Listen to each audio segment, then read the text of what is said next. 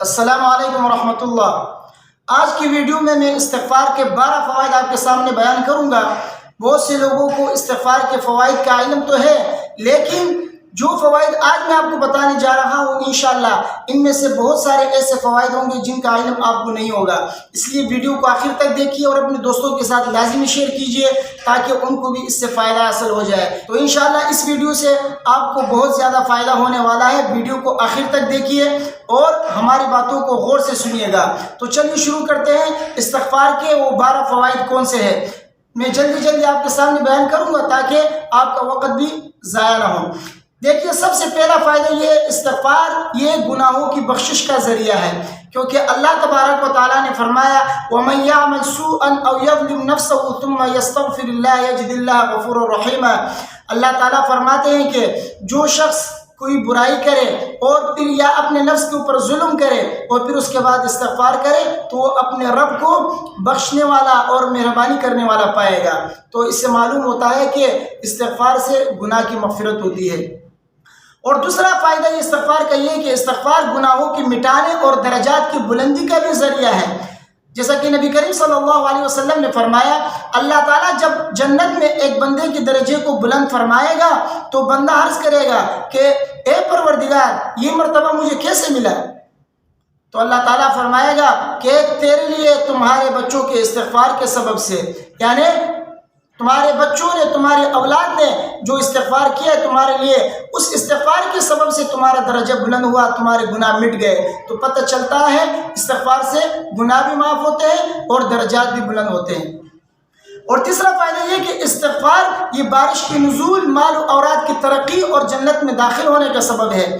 جیسا کہ اللہ تبارک و تعالیٰ نے قرآن میں فرمایا فَقُلْتُ اسْتَغْفِرُوا رَبَّكُمْ إِنَّهُ كَانَ غَفَّارًا يُرْسِلِ السَّمَاءَ عَلَيْكُمْ مِدْرَارًا وَيُمْدِدْكُمْ بِأَمْوَالٍ وَبَنِينَ وَيَجْعَلْ لَكُمْ جَنَّاتٍ وَيَجْعَلْ لَكُمْ أَنْهَارًا۔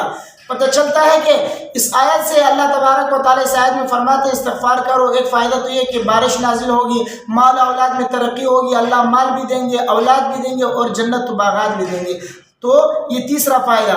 چوتھا فائدہ یہ ہے کہ استغفار ہر طرح کی طاقت اور قوت کی زیادتی کا ذریعہ ہے۔ جیسے قرآن میں ہے یا قوم استغفروا ربکم ثم توبوا الیہ یرسل السماء علیکم مدرارا ویزدکم قوة الی قوتکم ولا تتولوا مجرمین۔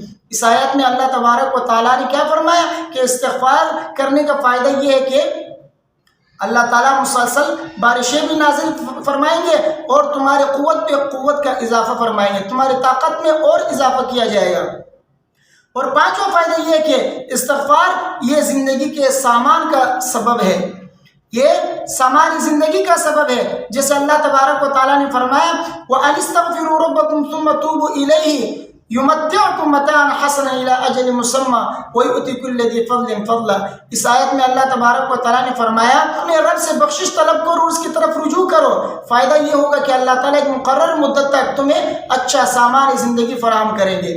اور چھٹا فائدہ یہ ہے کہ استغفار بندے کی دنیاوی اخروی عذاب سے حفاظت فرماتے ہیں، یعنی استغفار یہ دنیاوی اور اخروی عذاب سے بچاؤ کا ذریعہ ہے۔ جیسا کہ اللہ تبارک و تعالیٰ نے قرآن میں فرمایا وَمَا كَانَ اللَّهُ لِيُعَذِّبَهُمْ وَأَنْتَ فِيهِمْ وَمَا كَانَ اللَّهُ مُعَذِّبَهُمْ وَهُمْ يَسْتَغْفِرُونَ۔ تو اس آیت میں اللہ تبارک و تعالیٰ نے عذاب سے بچنے کے لیے 2 چیزوں کا ذکر کیا ہے، ایک تو نبی کریم صلی اللہ علیہ وسلم کے ہونے سے اور دوسرا جو ہے استغفار کرنے سے۔ فرمایا ہے کہ جب تک آپ ان میں ہیں ان کے اوپر عذاب نہیں آئے گا اور جب تک یہ استغفار کرتے رہیں گے ان کے اوپر عذاب نہیں آئے گا۔ تو استغفار کرنے سے اللہ تعالیٰ جو ہے دنیا میں عذاب سے محفوظ رکھیں گے، عذاب سے آپ کی حفاظت فرمائیں گے اور آخرت میں بھی عذاب سے حفاظت فرمائیں گے۔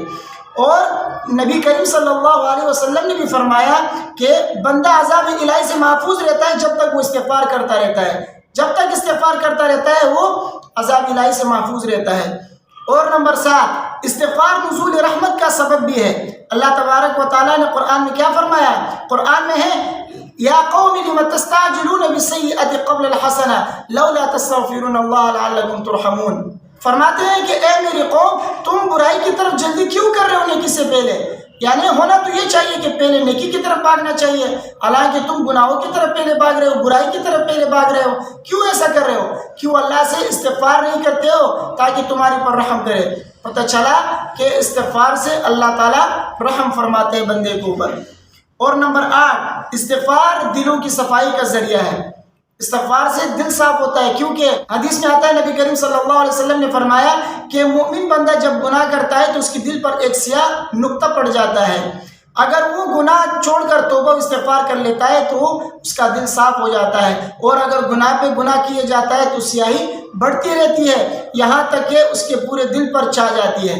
تو گناہ کرنے سے دل پر سیاہ دھبا پڑ جاتا ہے، اور استغفار کرنے سے وہ سیاہ دھبا مٹ جاتا ہے، دل صاف ہو جاتا ہے۔ تو استغفار دلوں کی صفائی کا ذریعہ ہے۔ اور نمبر 9، استغفار قربت الہی کا بھی سبب ہے۔ استغفار کرنے سے اللہ تعالیٰ کے قریب ہوتا ہے بندہ، جیسا کہ اللہ تبارک و تعالیٰ کا ارشاد ہے، اللہ نے فرمایا فاستغفروہ ثم توبوا الیہ ان ربی قریب مجیب۔ استغفار کرو، اپنے رب کی طرف رجوع کرو، بے شک میرا رب قریب ہے اور دعاؤں کو قبول کرنے والا ہے۔ اور نمبر 10، استغفار اللہ کی محبت اور اس کے لطف و کرم کا سبب بھی ہے۔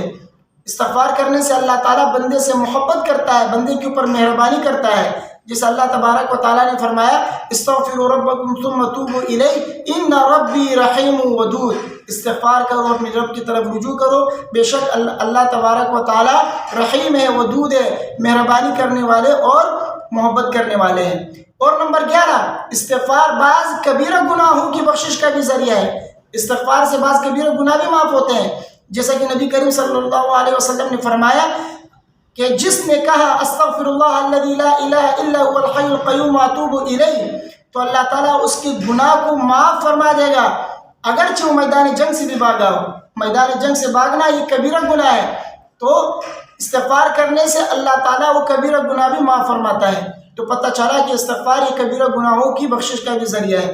اور نمبر 12، استغفار قبر میں میت کی ثابت قدمی کا بھی باعث ہے، جیسا کہ نبی کریم صلی اللہ علیہ وسلم جب کسی میت کے دفن سے فارغ ہوتے تو اس کے پاس ٹھہر کر فرماتے ہیں استغفروا لاخیکم، کہ اپنے بھائی کے لیے اللہ سے مغفرت طلب کرو اور اس کے ثابت قدمی کی دعا کرو، کیونکہ اس وقت اس سے سوال کیا جائے گا۔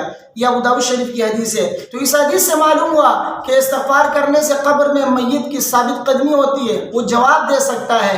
تو یہ چند فوائد تھے، 12 فوائد میں نے آپ کے سامنے استغفار کے ذکر کیا، اس کے علاوہ اور بھی بہت زیادہ فوائد ہیں۔ تو یہ 12 فوائد میرے سامنے آئے، میں نے سوچا کہ آپ کے سامنے بھی ذکر کر دوں، ہو سکتا ہے کسی بھائی کو جو ہے اس سے فائدہ ہو، کیونکہ بہت سارے فوائد آپ لوگ سنتے رہتے ہیں، ان میں سے بعض فوائد ایسے ہیں جو انشاءاللہ مجھے امید ہے کہ آپ نے پہلی مرتبہ یہ فوائد سنی ہوگی۔ تو اس لیے یہ فوائد انشاءاللہ استغفار کی یہ فوائد آپ نے سن لیا، اس پر عمل کریں، انشاءاللہ اس سے آپ کو بہت زیادہ فائدہ ہوگا۔ استغفار کے فوائد بہت زیادہ ہیں، زیادہ سے زیادہ کثرت سے استغفار کیا کرے، کیونکہ حدیث میں جس کے نامہ اعمال میں استغفار زیادہ ہو وہ خوشبخت انسان ہے، اس لیے زیادہ سے زیادہ استغفار کرے۔ مجھے امید ہے کہ میری باتیں آپ کو سمجھ میں آ گئی ہوں گی۔ ویڈیو کو اپنے دوستوں کے ساتھ لازمی شیئر کیجیے، مجھے اپنے دعاؤں میں یاد رکھیے۔ السلام علیکم ورحمۃ اللہ۔